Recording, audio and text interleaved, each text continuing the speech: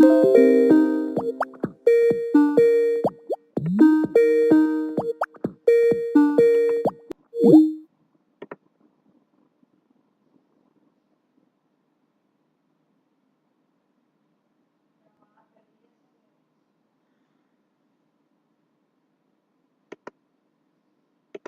ver, ahí voy de nuevo.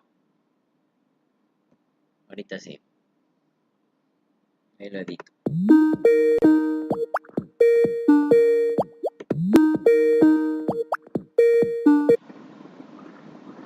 Galut, ¿cómo estás? ¿Aló? ¿Cómo estás, Galut?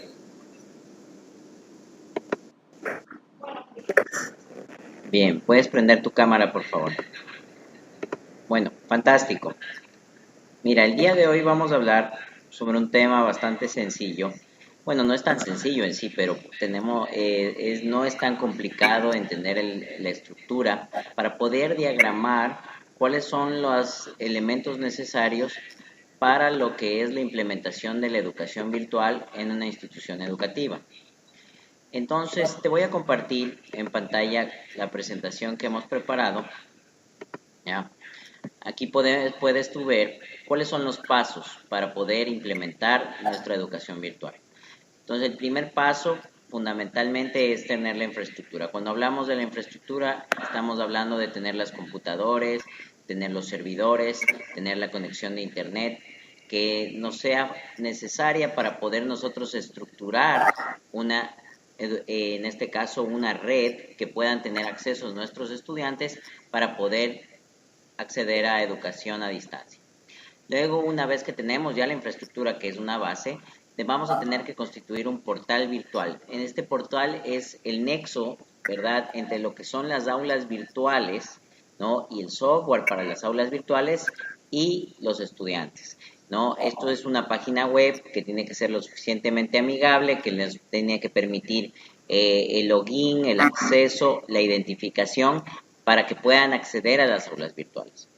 Una vez que tenemos el portal, vamos a necesitar las aulas virtuales en sí. Las aulas virtuales son las clases de las universidades que están estructuradas de una manera adecuada para que se pueda realizar educación virtual, ¿no? Tienen que tener elementos que les permitan tener un dinamismo entre el estudiante y el tutor, que es más que un profesor en sí, un asesor de la educación virtual. El material tiene que estar disponible todo el tiempo del año, ¿verdad? A cualquier hora del día. Y es muy importante que se traten de estructurar canales de comunicación para que los estudiantes puedan interactuar libremente con el tutor.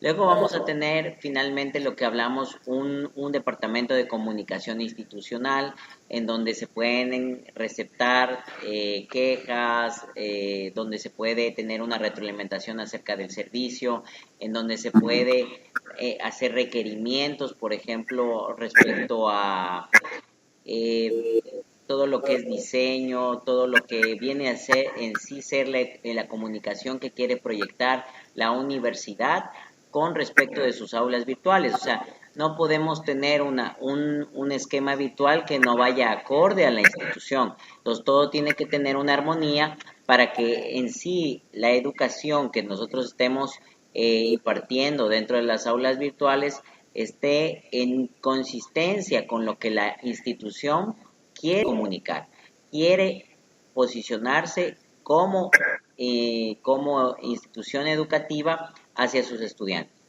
Finalmente, necesitamos nosotros tener una capacitación permanente de los tutores y de todas las personas que intervienen en la educación virtual.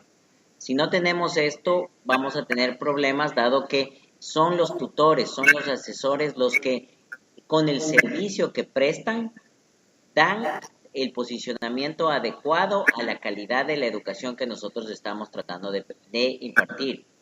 Ahora, adicionalmente, nosotros invertimos en software e invertimos en diseño gráfico, en personal, infraestructura.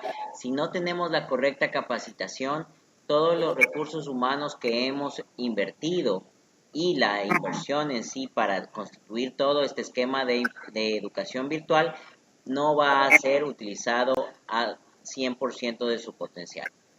Finalmente, necesitamos una retroalimentación continua de los estudiantes para poder saber en qué cosas podemos mejorar, en qué cosas están siendo efectivas. Tenemos que tener una evaluación con respecto a los resultados de aprendizaje que se están consiguiendo.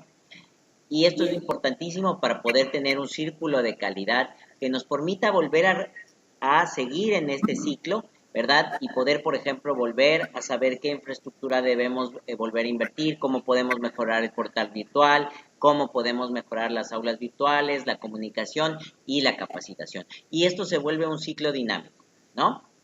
Ahora, como conclusiones que tenemos que sacar dentro de este esquema de educación virtual es que más que nada las herramientas virtuales no van a ser una opción, ya en el mundo actual son una necesidad.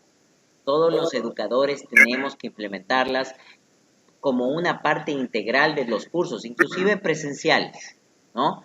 Que muchas veces creemos que no lo necesitan, ya es necesario que tengan por lo menos un esquema de virtualidad, dado que es lo que estamos viviendo en la actualidad, es la tendencia actual de la información en un mundo globalizado.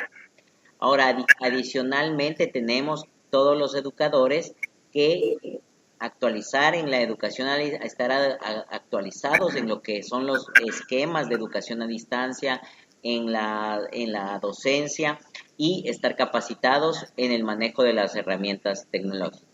Y finalmente debemos romper los paradigmas de la educación tradicional para poder tener mayor aprovechamiento de la educación a distancia. Tenemos que cambiar un poco el esquema en donde los educadores simplemente éramos facilitadores de información.